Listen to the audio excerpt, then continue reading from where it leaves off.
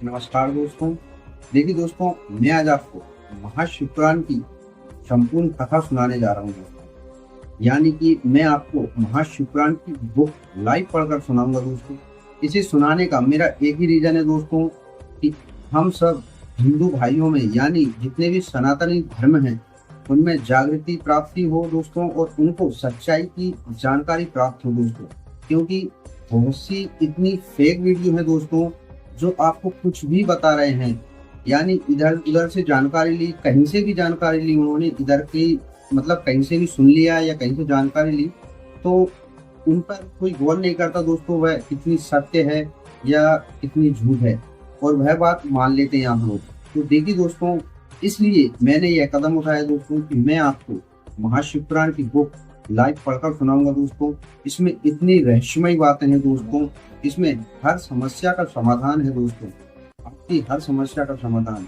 ये यानी कि ये मान लीजिए प्रदीप मिश्रा जी हैं जो भी आपको बताते हैं, पूजा विधि बताते हैं, जितनी भी बातें बताते हैं, तो वह कितनी सत्य है आपको यह भी एक मालूम चलेगा दोस्तों। क्योंकि आजकल देखा है आपने कि बहुत से जितने भी संत हैं जो कथा भागवत सुना रहे हैं, तो सब अलग अलग बताते हैं दोस्तों। कोई कुछ बता रहा है, कोई जैसे आपने सुना होगा लहसुन प्याज के बारे में, उसकी भी बताऊंगा मैं आपको दोस्तों। उसकी भी बहुत इंपॉर्टेंट बात है दोस्तों, मैं आपको आगे बताऊंगा।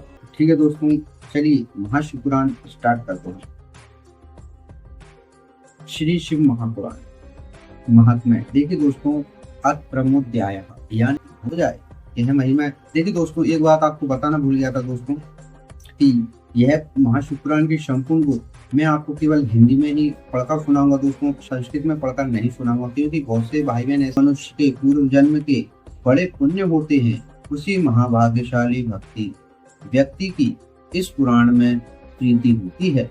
यानी जिसके आप पिछले जन्म के अगर आपके अच्छे पुण्य है दोस्तों, उसी की महाशिवपुराण मतलब कथा सुनने में या उसको पढ़ने में होता है।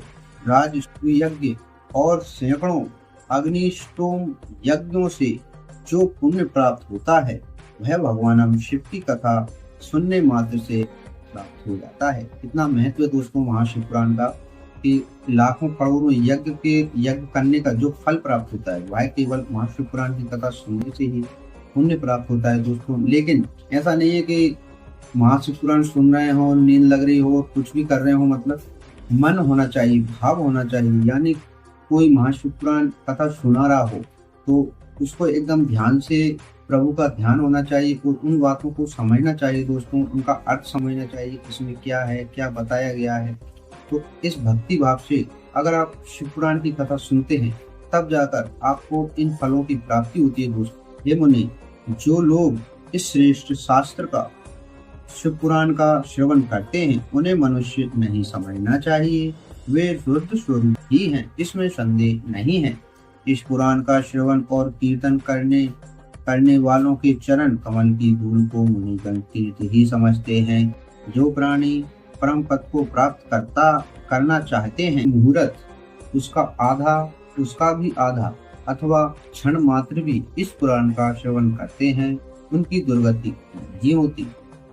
इसमें 7 संहिताएं हैं। अब उन 7 संहिताओं के नाम सुनिए दोस्तों।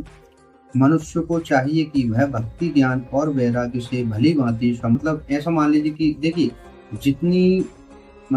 ऐसा मान लीजिए कि जितनी बातें होंगी तो उसमें कंफ्यूज आते हैं आदमी कि क्या करना चाहिए क्या नहीं करना। तो ऐसा ही है दोस्तों, जितने भी शास्त्र हैं तो वह सब ऐसे मान लीजिए आपको कंफ्यूज कर देते हैं, उलझा देते हैं कि इसमें जो बताया है वह सत्य है या इसमें जो बताया है वह सत्य है, तो इसका क्या अर्थ है, मतलब इस तरह की बातें होती हैं। तो इस तरह से दोस्तों बताया गया है कि अन्य ग्रंथों से क्या लाभ दोस्तों, जब केवल एक महाशिवपुराण आदि श्लोक का ही स्वयं भक्ति पूर्वक पाठ करना चाहिए। जो निरंतर अर्थानुसंधान पूर्वक इस शिवपुराण को वांचता है तथा नित्य प्रेम पूर्वक इसका पाठ मात्र करता है वह पुण्यात्मा है, इसमें संशय नहीं है। जो उत्तम बुद्धि वाला पुरुष अंतकाल में भक्ति पूर्वक इस पुराण को सुनता है, उस पर अत्यंत प्रसन्न हुई भगवान महेश्वर उसे अपना पद धाम प्रदान करते हैं। जो प्रतिदिन आदर पूर्वक इस शिवपुराण का पूजन करता है वह इस संसार में संपूर्ण लोगों को भोग कर अंत में भगवान शिव के स्वरूप चारों पुरुषार्थों को देने वाला है। अतः सदा प्रेम पूर्वक इसका श्रवण एवं विशेष रूप से पाठ करना चाहिए। वेद इतिहास तथा शिव पुराण शिव पुराण महात्म्य में उसकी महिमा वर्णन नामक पहला अध्याय पूर्ण हुआ। बोलिए शंकर भगवान की जय।